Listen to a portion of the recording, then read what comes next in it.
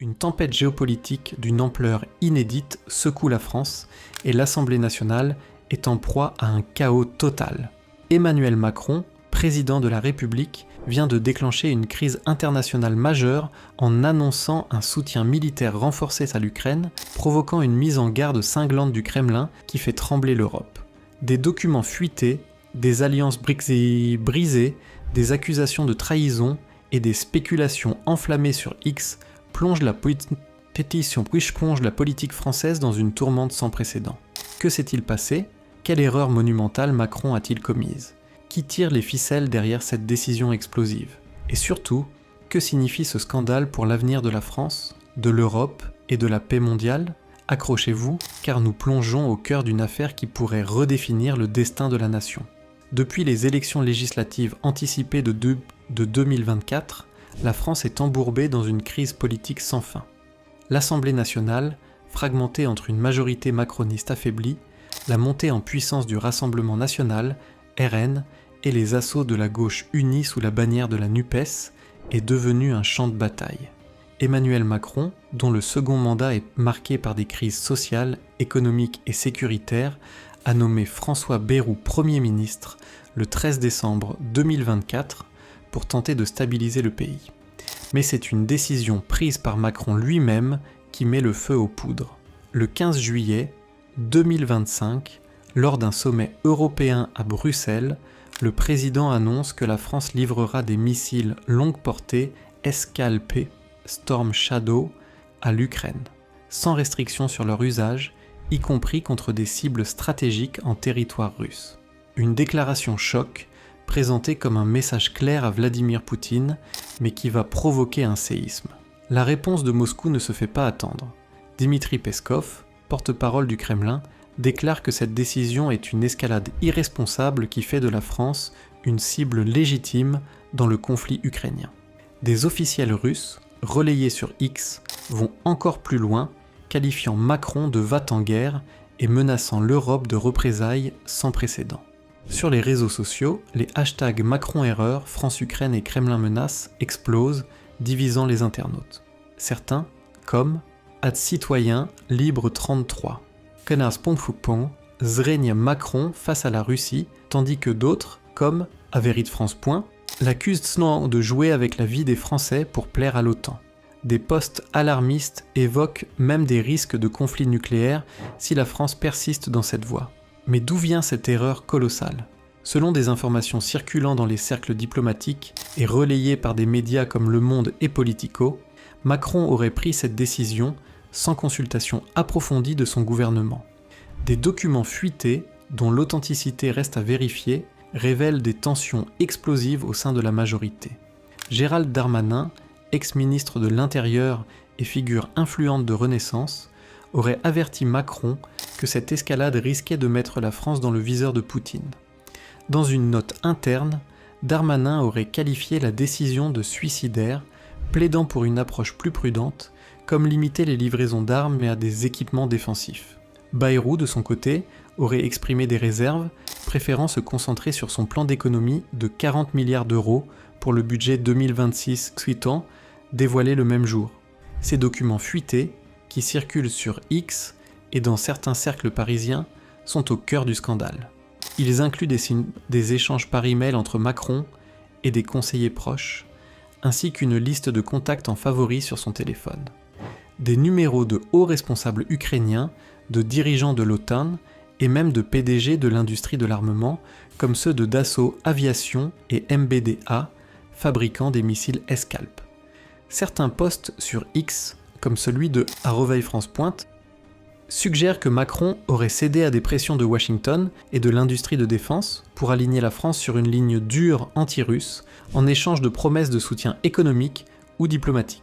D'autres évoquent un deal secret avec Volodymyr Zelensky pour renforcer la stature de Macron comme leader européen face à la montée des populismes avant les élections européennes de 2026.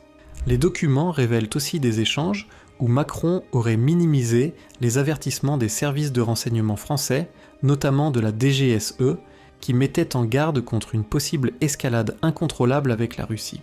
Un rapport interne, cité par une source anonyme sur X, indiquerait que le Kremlin pourrait répondre par des cyberattaques massives ou des provocations militaires, comme des survols de l'espace aérien européen. Déjà, des incidents troublants sont signalés. Une vague de cyberattaques contre des hôpitaux et des réseaux électriques français attribués à des groupes liés à Moscou, bien que sans preuve officielle. Sur X, le hashtag #cyberguerre France gagne en traction, alimentant la peur d'une crise imminente. Le scandale atteint son paroxysme à l'Assemblée nationale. Le 15 juillet 2025, lors d'un débat sur le budget et la politique étrangère, Jordan Bardella, leader du RN, monte au créneau. Dans une intervention retransmise en direct, il accuse Macron de trahir les intérêts français en risquant une guerre ouverte avec la Russie. Pendant que les Français peinent à payer leurs factures, Macron nous entraîne dans un conflit qui n'est pas le nôtre, lance-t-il, déclenchant des cris dans l'hémicycle et une suspension de séance. Marine Le Pen, sur X, enfonce le clou. Macron sacrifie la France pour briller à Bruxelles et Washington. Il doit rendre des comptes. Même à gauche, Manon Aubry, eurodéputée LFI, dénonce une politique belliciste qui détourne l'attention des vrais problèmes, le pouvoir d'achat, l'insécurité, les fermetures d'usines. Mais les accusations ne viennent pas seulement de l'opposition. Dans la majorité, des frondeurs proches de Darmanin murmurent leur désaccord. Sur X, des internautes comme @VeritPolitique relayent des rumeurs selon lesquelles Darmanin aurait tenté de convaincre des députés Renaissance de retirer leur soutien à Macron sur ce dossier, dans l'espoir de se positionner comme un recours plus modéré. Cette trahison interne, si elle est confirmée, pourrait fracturer encore plus la Macronie, déjà fragilisée par les échecs électoraux de 2024 et les tensions autour du budget.